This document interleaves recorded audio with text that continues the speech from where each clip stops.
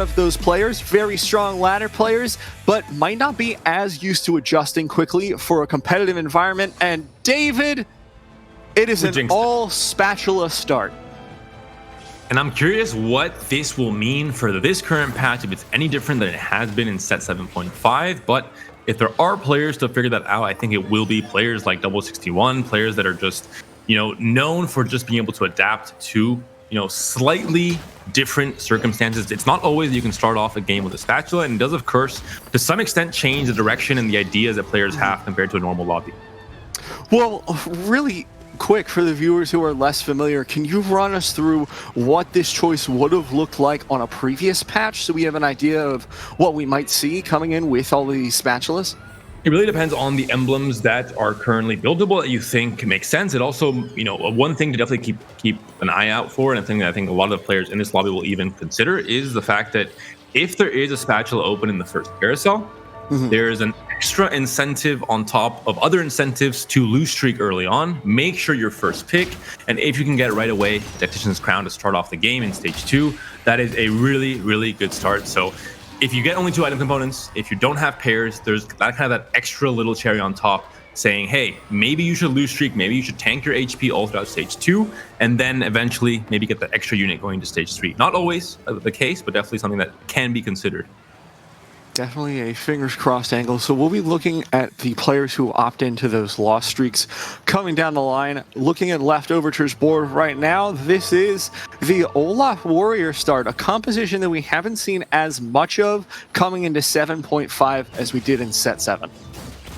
A comp that I played a lot of in 7.5, maybe my favorite comp, I think, of this mid-set, but it does require an early Olaf, and it does really require augment synergy to really pop off. I think it might be different now with the dragons being included. I haven't played much of it on this new patch, but overall, you do want to have an augment that really pairs well with it, Basecamp being one of those, for example, any kind of AD augments like Cybernetic Shell even as well, or maybe even Knife's Edge, but in this case, it's going to be Electrocharge.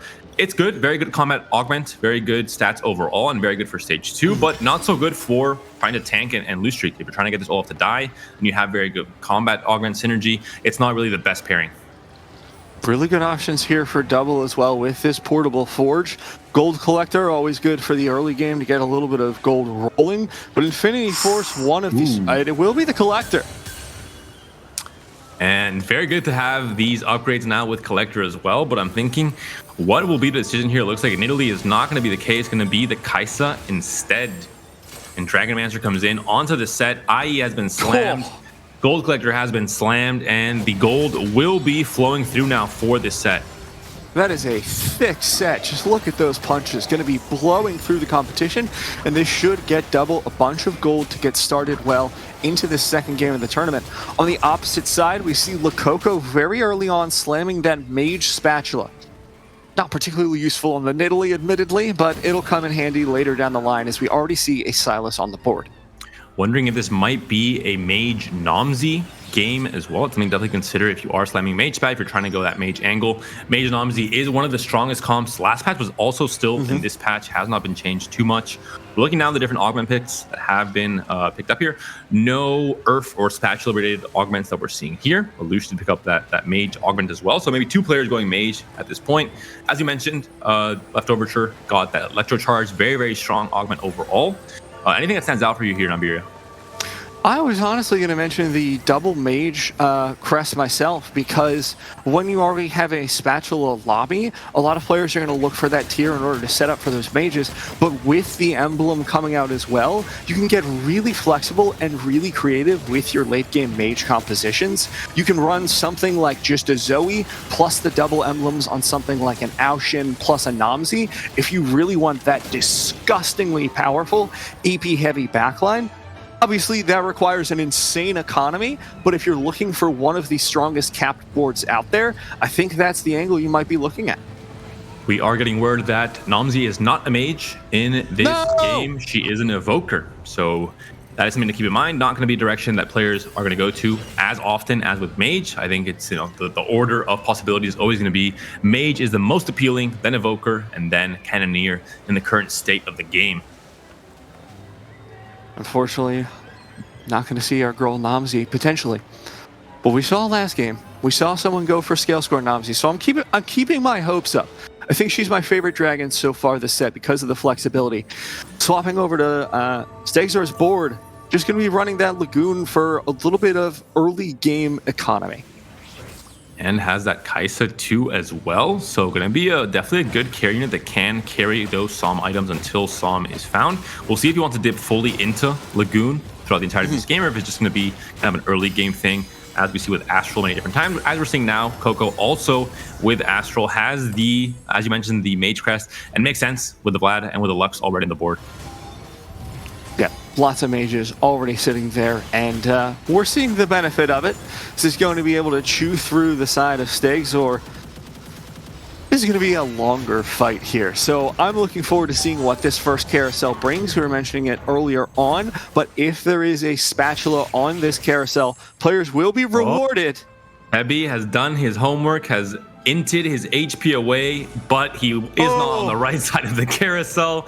My poor Spanish boy, it will be floated instead. It's able to get that spat, and hopefully he hasn't slammed any spat items yet, and now has a chance to play up a unit throughout the rest of this game. Felt that in my soul, David. Felt that. That's one of the RNG that really does hurt, when you're just on the wrong side of the carousel. Like most other everything RNG, else is just like whatever comes with the game, but when you see exactly the item you need, you're like, and really, it's exactly really the more other person. You're Yeah, gonna do me it's like this. I just lost 22 HP in 3 rounds. That's what you're gonna do to me. Lost 22 HP just to lose the 50-50. But that is the way the pendulum swings. That's the first time I used that expression. Hopefully I did it correctly. How'd you feel about it? It felt interesting. It felt new to me. Definitely, trying to cast TFT, always trying to say new phrases randomly. That's definitely my idea. But very good board here. The rotation. Garner 2, Leona 2, Sejuani 2, very tanky. Unfortunately, the damage is a Nidalee 1 and a Vlad 1, but I think just the sheer tankiness will get Coco through this fight. Yeah, it's going to be a lot of frontline from both units here. Not a lot of damage coming out of the side of Flouders' team, but oh my god, that Zyra is actually made Zyra. Maybe not. Yeah, she's looking a little bit scary. Well, we don't normally see the Mage Zyra. The meta build recently has been towards that more AD-focused Zyra, but we're seeing the strength of when you do run her Mage, just the double stun and the absolutely disgusting amount of damage she can put out with her spell. Just watch that back line melt. Poor Zyra did get a bit of a nerf in this recent patch. Her attack speed went down from 0.7 to 0.65, which means that Rage Blade does not scale as great as it did in the last patch. Zyra was, I think, unintuitively good, where she's a 2-cost, and she was doing just so much for her cost in this game. Same with maybe Seraphine in some cases. So I think now the balance is definitely where it should be for the Zyra, and now maybe take some spotlight away from her and more into the, more important Whisper units like Pantheon, like Siphon. Looking across the board at this point as well, the health bars, Tebi continuing to go for that loss streak. And Stegzor, only one who's going to be on a win streak, but running into Flouders with that Tactician's Crown could be the end of this streak. It's all going to be on this Mage Kaisa in the backline. Could slam Rabadons, but hoping, and it looks like waiting for maybe a Morello instead, if you want to guarantee that before you go into that Psalm angle. The Mage Pack going to be fantastic for those extra casts as well. But looks like Stegzor thinks he might have been strong enough without slamming the Rabadons, or in this case, is fine losing this last fight before fight. I think he is going to be strong enough in this case, though. Double cast is massive. The health is dwindling on the Sejuani and on the Jax. Lux alive, doing well, but the Vlad able to sustain, able to heal himself enough times. Oh, don't line up like that. Uh-oh. The units are lining up, but still not quite enough. Kaisa wins it. Stegzor's calculations are perfectly correct, and he's able to keep this item open going into Krugs, hoping for that Morello. We'll see if it comes up, of course. This is, like we mentioned earlier, the only player coming in with a full win streak. Tebi maintaining that loss streak. So I have to pause because my cat's trying to knock over my water bottle. Getting griefed by my household pet here, Panda. Surprisingly, the Malphite is the unit that has not been 2-starred yet. Usually one of the easier ones to do so as a 1-cost early on before the first carousel. Not quite the case right now. Maybe not the most important unit, but definitely great to have that extra bit of tankiness with a Malphite too. We'll be looking forward as we go into the later stages of the game. 30 gold sitting here for Stegzor. A healthy economy and a tome of traits.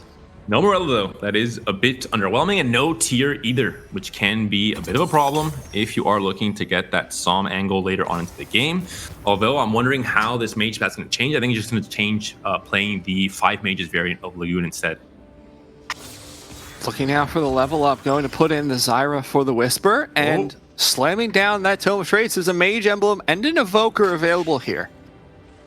Looks like Evoker is going to be the angle instead. I think with one mage emblem, it maybe makes sense to play Evoker instead for the immediate impact right now. Shroud slammed early on. That's a new one. We don't see that very often in stage 3.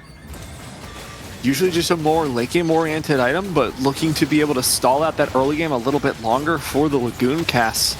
I suspect not going to be doing a whole lot against this double 61 set. Still sitting there with the Collector, still plenty of damage to go around for our French player. And Evoker going to help this Talia cast so much more often, get those Lagoon stacks and really stack up the econ and also the items as well. But the set looks like a little bit too much to handle. The Kaisa has gone down, and double 61 finally will end the win streak for Stigzor here. That being said, Stigzor still in a very, very strong spot for the rest of this game. Silver augments coming in. Nothing that works too well with this AP comp just yet. I desperately want him to go late game specialist, though. It's such a juicy augment. We'll go for the Thieves' Gloves instead. That's the safer choice. I get it. I do. I promise. But the juicy 45 gold late game, that would feel good. I have a question for you, though, David. We don't often see Evoker emblem as a choice. What are we looking for in the later stages of the game? Does this just go on the Psalm? I think Psalm wants actual items and not so much the trait itself. I'm not sure how much the emblem does for Psalm, but I don't really play Psalm enough to maybe know exactly what angle you want to go with both the Mage emblem and the Evoker emblem. Maybe one or the other, it's more clear because you just deviate slightly off of the let's say, traditional comp. But having both now opens up a lot more questions in terms of what you want to go in that late game. Looking forward to seeing what's going to come out then as we see on the other side. Tebby going to be going for Darkflight once again with that Darkflight emblem. As we mentioned previously, strongest form of Darkflight out there. But not looking like it's going to be strong enough to win this game just yet. As the Kaisa gets off another set of casts and assassinates the little stabby cat. And this Vlad going to do so well as the Thieves' Gloves holder for now. Really just a great unit overall because of the sustaining. It just in the early game when there isn't quite enough damage to push through that boundary where the Vlad actually dies, any amount of items land onto him are going to be fantastic. Most of the times you don't want to prioritize Vlad, but with Thieves' Gloves it's kind of the perfect mix of giving him some more importance and allowing him to sustain and heal and stall out fights a little bit longer for those Talia casts and those Kaisa casts. A Guardian composition coming out here from Left Overture. Last time we checked in on them, we just saw that Olaf sitting there in the front line, wondering if they were going to stick to it. Looks like so far he's going to do exactly that. At what point do you stop putting that Olaf in the front line? At what point do you start rolling for your upgrades, looking to put him in a more carry position rather than just sitting there and stacking AD? In stage 4, especially with this HP, you are golden to lose a little bit more, at least for sure. Lose out these last few fights until stage 4, and then at stage 4, because you naturally most of the time roll down, get Olaf 2, he's just harder to just let die anyway. So you start itemizing him and start trying to win rounds instead. Guardian Emblem going to be fantastic onto that Pantheon. You naturally have Braum into the combo Skill Scorn. Not sure if that changes with the addition of Dragons and the Skill Scorn synergy now, but I also used to play the Guardian Emblem on the Pantheon and always worked out really well. So 2 spots to watch so far in this lobby, where this Guardian Emblem goes, and of course, that strange board from Stigzor with both a Mage and an Evoker emblem. You can keep an eye on those as they evolve as we come into the Stage 3 carousel. Any spats? Unfortunate, not yet. I think most players have Slam. I guess not. 3 players still with Spat open, double 61, Labouche, and Solvi. One thing to note, Niberia, we've seen quite a bit more AP in these early stages compared to the game 1. Yeah. Game 1, we saw a lot of AD, we saw a lot of Zippy, a lot of guild comps, a lot of the mix-up between that Whispers and Jade trees with both Shioyu and Siphon, and only really the winner, Mujiwara, was playing that Psalm board. In this case now, we're seeing quite a few more players going that Mage angle, going that AP angle. And I feel like it's motivated by the Spatula pickup, right? Because Mage Spatula has been consistently, every set it's been in, has added so much flexibility to those AP compositions. Mage, Sorcerer, whatever the AP synergy has been, always provides a lot for the team, always provides a lot, but there's usually a unit where you're just like, why would I ever want to run this? Why would I ever want this on this board? But when you have that Spatula, you can find creative units to put it on that add a lot to your team and benefit greatly from that double cast. And I think we're seeing the knock-on effects of that in this lobby. More AP players, but also successful AP players. Both Stigzor and Coco are first and second in the HP leaderboards, and Stigzor is doing it while also working towards his extra econ, working towards the extra items, working on all these different Lagoon stacks all throughout these first few stages. Volibear doing some amount of work, did also recently get buffed after the changes to Dragonmancer Nunu. Dragonmancer needed some love somewhere outside of just Lee Sin, and it looks like Volibear got some love, but not quite enough, because it will be a small win. This Karma will cast one more time, but still the backline units are all alive for Stigzor. Reaches his next Lagoon threshold as well, and is able to continue getting some benefits there, as well as the Psalm, as you mentioned. Rabadons was finally slammed. I think you had a bit too many components open. Still looking for blue buff, still looking for that Triple Morellos. Rod as well. Just sitting on that, it's just like, well, might as well. And now swapping in, immediately going to be selling that Kaisa that was doing so well for him, tossing the Mage emblem onto the Zyra. Now sitting happy at 5 Mage.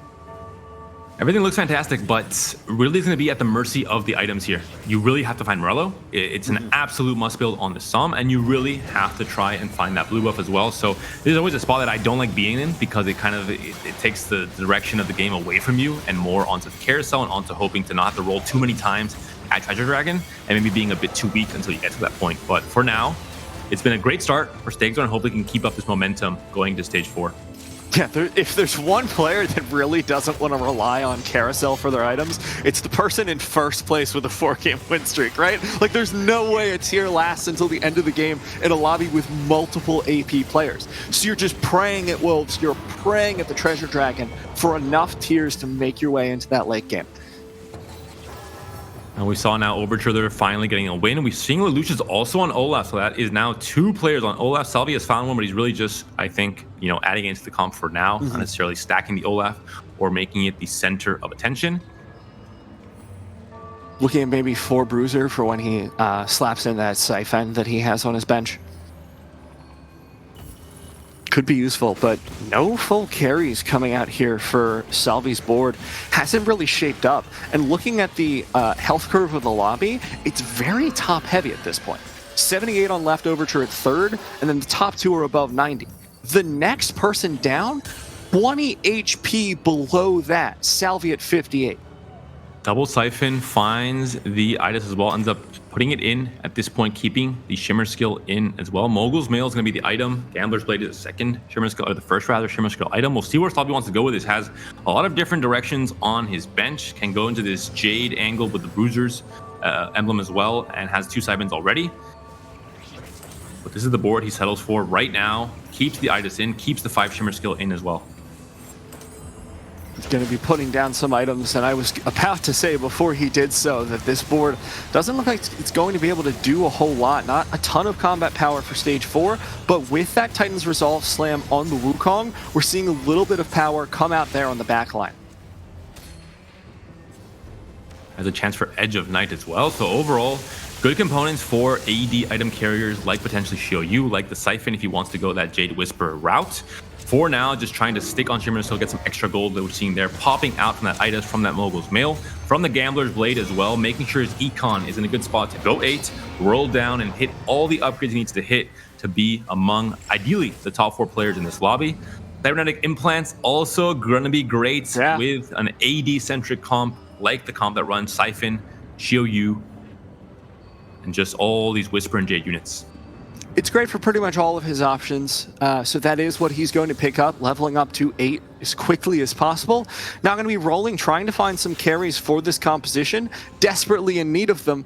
The Yasuo is going to help him out there. Second Yasuo. Oh, that's a great start.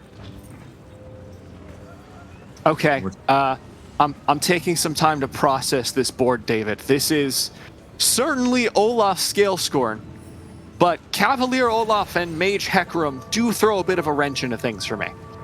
Hecarim was very often, it could definitely be the level 7, level 8 of flex unit when you're building skill strength. You're not going into 4 warriors last patch, so not too surprising. And with a chance to have a spat, you want to build it into Guardian or maybe cast spat, in this case cast spat on the Olaf, give him some extra armor when he already has that damage stacked up from different Olaf stacks, as well as the attack speed from the RFC. And you have the base camp as well. So this is not looking too bad. I don't know when Lelouch started stacking this Olaf. That's the biggest thing that I'm worried about. If it was too late, he might not make it, might not have enough damage, even with the base camp. But if he stacked it early, with the base camp as well, with a Hecarim 2 already, this could be a very strong board. But currently Lelouch now at 23 HP. And there's a player contesting him. That's one thing to worry about as well. Really low in that standings, has to be very careful.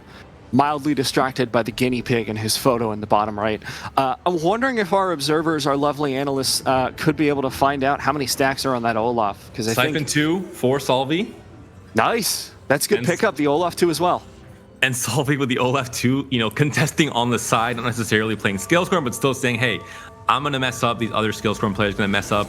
Overture going to mess up. Lelouch. Yasuo 2 as well. With a Bruiser emblem, with Titan Resolve, with Edge of Night. I think Salvi is currently the strongest player in this lobby right now. Already, and what a quick turnaround, because just previously, he was looking at a pretty weak board. Coco's pretty strong. Coco's kind of strong as well. Okay, I take it back. He's the top 3 strongest players in this lobby. The number rapidly shrinking. He's the top 1, 2, 3. Oh, almost. So close. Salvi will barely take the loss. So we see Coco. That board is mighty strong.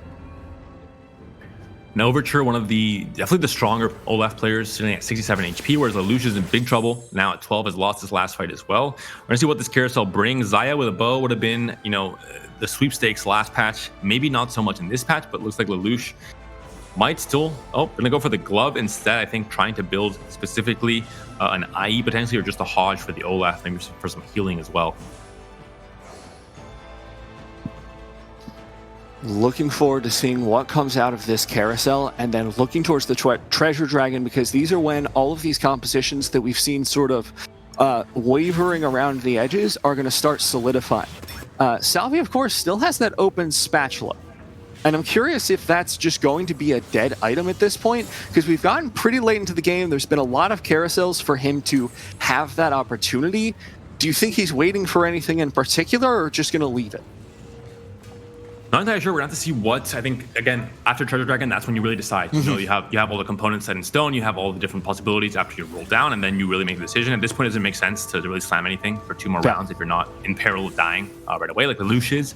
But Lelouch is level 8, is able to build that healing onto the Olaf, but he is facing a player that is currently win streaking, that is going to be Tebi, the Spanish player. Opted to go for Dark Flight, has the Rengar with IE, has a few different Rengars on the board, and has that Swain fully itemized as well. Will it be enough, though, to sustain himself past its Olaf damage? I'm not sure it'll be the case. It's going to be a close fight here in the end.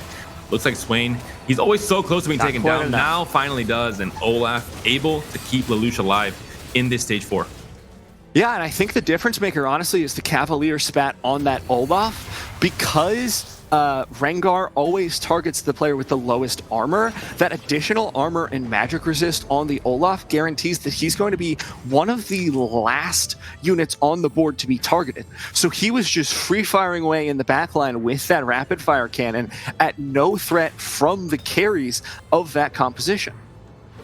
And what a board from Floaters, able to go with that full dragon board. Has a lot of different options, but 2 HP, 1 loss, and you're out. Still zigzagging between where to put each item, what dragons to put in. Has a Jace too, but everything else, or mostly all those dragons, are going to be 1-stars, and he's facing off against the number 1 player in this lobby.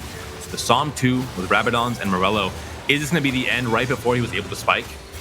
If this Aoshin can get a single ultimate off, things are going to look great, because you'll get the second one from Mana Zame. First one goes off without a hitch, but the second one, the mana just not charging in time. There goes the second ultimate, but Psalm still uncontested, barely survives, but the autos should be able to do it. No! The bonus for the cast! So sad to go out like that. I mean, you were still level 7. It was the extra tactician's crown that was able to get you to that board in the first place in terms of just having the space for all of those dragons. You were so close to staying alive, maybe being able to go 8, get some upgrades, but dying just 1 second off from that damage coming in from Ao Shin has to be heartbreaking for floaters. Yeah, just absolutely brutal, because that board was going to look incredible in the later stages of the game. It's about as capped as you can get. Gold Collector has now moved on from the set we saw early in stage 2 to now the Xiaoyu. But Double 61, 9 HP, was able to win his lobby in game 1. Not looking so hot for this game 2. Great reforge. That's going to be a ton of tankiness going on to that Jace as well. Has taken some nerfs, as we mentioned earlier on in game number 1, but still going to be a pretty strong frontline unit. And I personally suspect this Zippy might get replaced later in the game. Zippy 2 built pretty full tank. I don't know about you, I'm not super keen on the possibilities of that as we get towards stage 6. Great combat augments for Double 61 as well. Building into the Seraphine, building into the the Mystic does make sense as well, considering the lobby we mentioned is a bit more AP. Both the leaders still, Stegzor and Coco, both playing AP comps. But will it be enough? I mean, 9 HP means you only really have 1 loss to work with. And in this case, against this Rengar board, it might be difficult. The Xiaoyu does immediately get onto the itemized Rengar. So maybe if she's able to get this kill on the main damage carrier, which she does, that might be big for the outcome of this fight. So much damage from these autos from the Xiaoyu plus the Collector means that the healing from Swain shouldn't matter as much as it does into other units, so Double will survive the next round, guaranteeing at the very least that he's not going out just yet. And Salvi also 14 HP, in a bit of trouble, but easily going to clean up this fight, easily going to get a big win over Overture, a player that is also playing Olaf. We mentioned that a few players contesting each other. It might mean that, similar to game 1, where we saw the Darkfly players go 4th and 5th, Salvi, or rather Overture and Lelouch might do the same in this game too. I'm actually really liking the itemization on the Siphon here, using it as a primary tank. This is something we've discussed previously in set 7, but haven't seen used a lot because Siphon was such a strong primary carry for so much of the set. But now that we're looking at this board that's focusing more on the Jace and the Yasuo damage, I think that Siphon with the tankiness, with the survivability from Bloodthirster, is going to do a lot to stall for those 2 primary carries here. Not just that, but players trying to actively counter AP comps, building the Dragon's Claw, putting in Mystics here as well in this comp. So players definitely scouting, definitely looking around and thinking, how they can try and slightly counter other boards that are looking very strong, like this Lagoon comp and like Coco's Mage comp as well. Yasuo onto the Psalm. Will it be enough to deal the damage here? Yes, it will. Psalm goes down. Zyra's still alive, but she isn't what she used to be. I don't think it'll be enough to win this fight, despite the Rage Blade, despite the Mage emblem as well, and Vlad definitely won't do it. Big hit there for HP leader, and Salvi able to stay alive.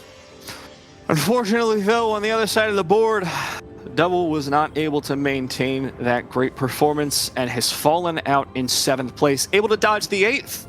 So going to be looking not the worst for the rest of the day, but not where you want to go immediately after a 1st place. Isla 2 has been found, can possibly build some more items onto her as well. 3 components on the bench here for Stegzor. I'm not sure what exactly he is going to be looking for. Maybe he's just healthy enough to not have to slam anything just yet and trying to find some best in slot items for the Nyla. Or blue buff would be great for the Psalm as well. Also, yeah. Mage versus Mage coming in here as we see the 3-star Lux has been picked up here for Lococo.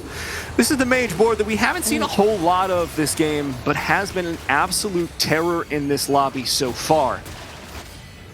The range has made it so that Psalm was able to sidestep Lux on 2 different occasions, moving slowly toward the center of the board, but then finally, on that 3rd one targeting the Psalm, he was taken down, and Lux very much staying alive. Coco as well, seeing a fairly comfortable 24 HP among the top 4 still. Baby with Dark Flight also, as maybe Peter mentioned on the analyst desk, when 1 player goes Dark Flight, great, almost a guaranteed top 4 if you're able to hit. When 2 players, not so much the case we saw in game 1. Yeah, guaranteed bot 4 for one of them. The holding hands of TFT, a proud tradition. This Dragon Claw can be good for reasons we mentioned earlier. 2 AP players still alive here. The Lux 3 with Coco and the Psalm board that Stegzor has built. Well, Not tempting Banshees enough, as well. Similar utility, though. Like, instead of the Dragon Claw, you go for that and you just block a full spell straight out. It's still very strong for what they're looking for. Zeke's picked up here by Salvi will help up both that Siphon and the Yasuo. Bard 2 is a potential pickup here.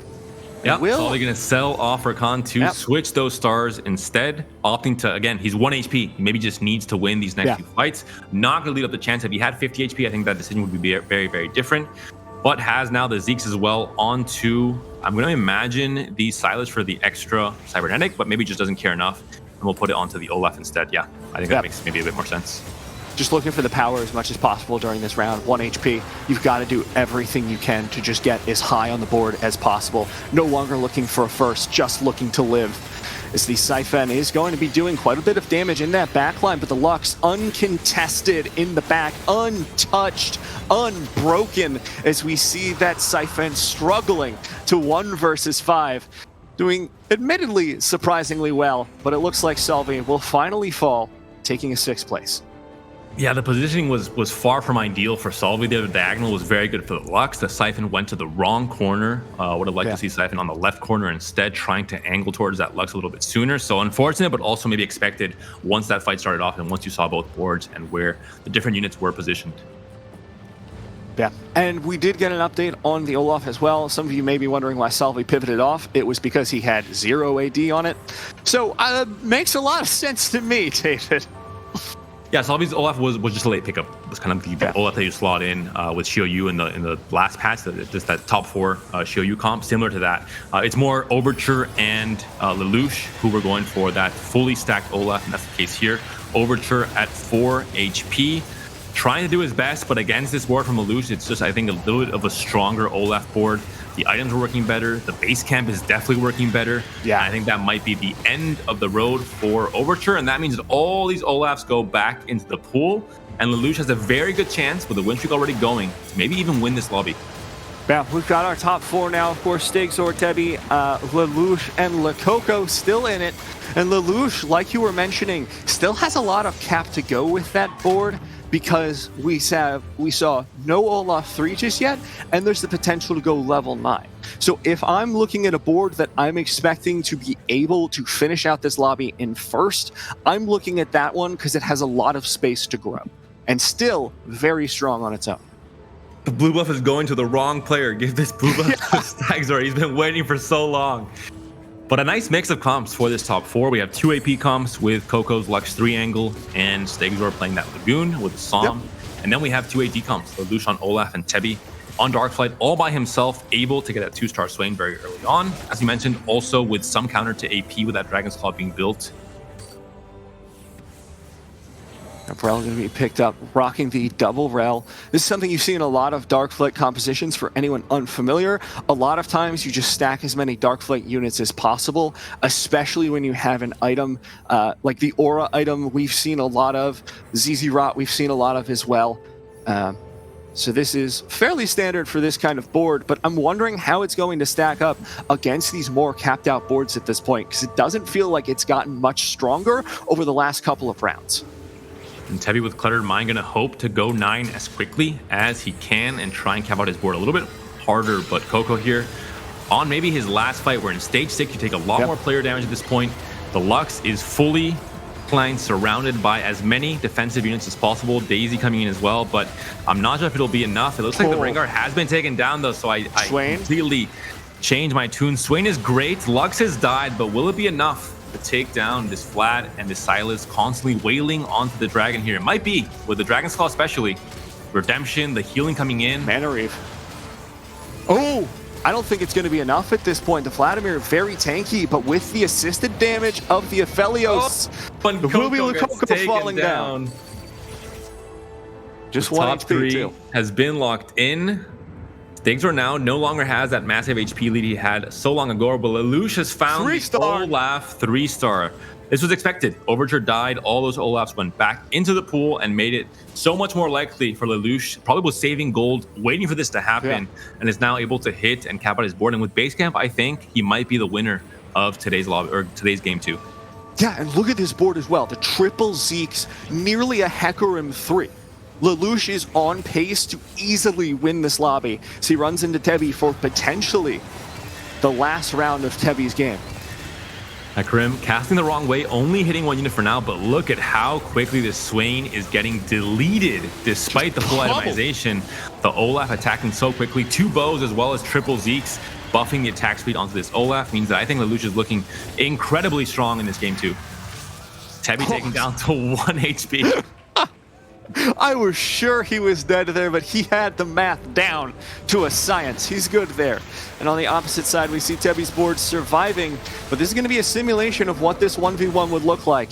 And doesn't look like it's going to go well for Tebi. Can Lelouch hit that Hecarim 3-star? That is the question. I have never seen a Hecarim 3-star with Mage Spat, JG, and Blue Buff. Yeah. More did say in the patch notes, start itemizing your Hecarim. I'm not sure this is what he meant, but Lelouch took it a little bit too literally and is now trying to make this Hecarim the secondary carry in this comp. I'm a fan of it. I'm looking forward to the one-shot with the Hecarim ultimate. Usually we use him for utility. Lelouch says, no, y'all aren't being imaginative enough. This is a murder pony. The positioning, of course, cannot change on the skill scoring units because of base camp, but you want to try and get the Hecarim to get the best ult possible. We'll see now. Stegzor with its Lagoon Comp is able to finally knock out the Spanish player, knock out Tebi in what could be his last fight, sitting at 1 HP. Itemized Zyra as well. The Psalm uncontested in the backside of the map. That Swain is finally going to be able to ult, but Psalm still untouched as the Rengar hops onto the training dummy. Finally, Psalm will start taking some damage, and one more ultimate before Psalm risks death at the hands of the Rengar. There's the hop, there's the kill, and it looks like Tebi will survive, taking down Stegzor to 20 HP. And I feel like as casuals, we have a little bit too much power. The curse did come through. The blue buff was not able to be built on that Psalm. It was a Shojin instead, which is less than ideal. And now you see the blue buff here on the carousel and you think, oh, this game is just taunting me. Why so me? Rude. This is the problem with going Lagoon without that many tiers early on. We said it, you're at the mercy of the game, and it was a case here where you're just not able to hit that absolute ideal comp. Could have maybe been a win otherwise, but in this case, I think the top 3 or maybe even the top 2 in the case of Tebi having 1 HP is still going to be great in this game 2 of day 1. Yeah, and I'm looking at this double Cavalier spat as well. I think this is a great pickup for Lelouch. Going to keep that Olaf even more tanky. Oh, here we go. Come on. Hecarim? No. No! Oh, it's okay. Stegzor is probably going to live one more round. The dream is still alive, Panda. The double knockout 20 HP win here. Niberia, you cursed it. No, it's not happening. Don't worry about it. It's going to go great for Stegzor. He's 100% going to be able to get on this Olaf as the Olaf actually starts chewing through the entirety of his board. Ultimate from Zoe might be enough. Olaf down to just a sliver, but he's going to survive with 1. Finally, Nyla takes him down. Psalm still alive in the back line. Will it be enough? The Hecarim is the only one standing for the damage. He will fall. And it will be one more round as Stegzor survives and takes Lelouch down to 24. It's down to the 1v1. A lot went wrong there. Hecarim just, again, going to the single unit in the corner, just casting directly at it, not really doing much to the rest of the comp. The Olaf walking right into the angle of Zoe and Psalm ults. Didn't really pan out properly there for Lelouch. Can't change the skill score and positioning. This is the one downside to base camps, especially at a very high level like we're seeing here, of course, in Golden Pass of Cup. Players will try their best to mitigate the damage that these units can do and try and exploit the fact that you can't really change your positioning. All right, it's down to this potential last round. If this goes well enough for Lelouch. There we go, Hecarim. Now casting into the entirety of the opponent's comp, but Olaf, once again, even with Hand of Justice, dying a little bit too quickly. He's done. Down. Now that should be the fight over here for the side of Lelouch. He's going to have to wait for that next round to find the Hecarim. This shouldn't spell his demise just yet, but so many units still alive. It's the potential. Stegzor going to be able to take out that Hecarim in just one more hit, and Lelouch will survive. All right, we have a few rolls here, Iberia. Come on, fingers crossed. I want to see it. He's not going to go for it. He's going to wait for the extra E-cut. He's waiting as much as possible. The items for Stegs are actually looking not bad. With that Gargoyle Stoneplate can add a little bit of tankiness to the front line, slow down the Olaf a little bit more. Sunfire Cape going to be really big for Lelouch. Actually had no anti-heal until this point, and a lot of healing on the side of Stegzor. Had first aid kit too as well as his first augment pickup. So actually a really fantastic item pickup in terms of just the Here effect. comes the rolls. Left side of the screen. Keep an eye on it. There we go. 8 gold left. 2 rolls. I don't think it's happening. Is he going He's to sell selling things for it? Oh no! Oh no, Lelouch. I guess he knows he didn't win with his normal comp. Might as well try and, but it's not looking good. It didn't happen. Hecarim is still just 1 away, and I think Lelouch knows that. I think with the outcome of how the last fight went, not much will change for this one. Even with the Sunfire Cape being picked up, this might just be a second place, which is definitely still a good result for Game 2 of this Day 1 Golden Spatula Cup.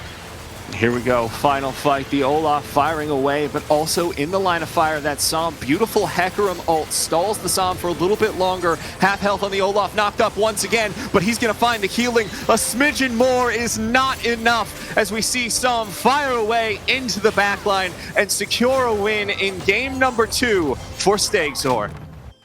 Game 1, Psalm win for Mujiwara from Egypt. Game 2, Psalm win once again for Sweden, for Stegzor. Is this going to be a trend for the rest of today, Iberia? We didn't talk about Psalm too much when we